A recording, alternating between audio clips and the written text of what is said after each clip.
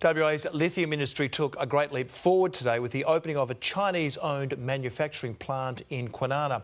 Global demand for batteries is driving the appetite for lithium and hopes of a new resources boom in WA.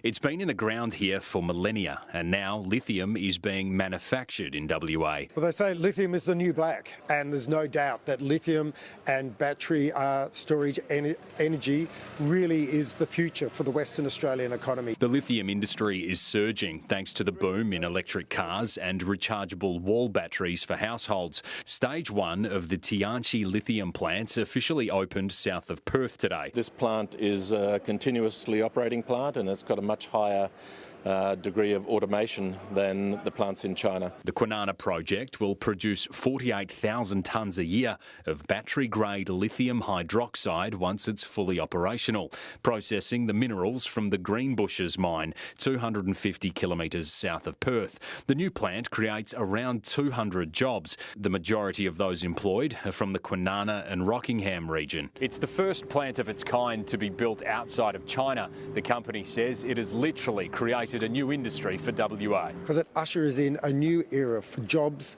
and for economic prosperity. It's becoming like gold for WA. Royalties from lithium will next year overtake alumina, making it our third most valuable commodity behind gold and iron ore.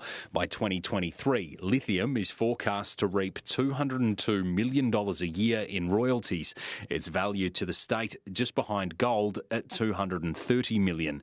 The Kwinana project will be running at full capacity within 18 months. Michael Genovese, 9 News.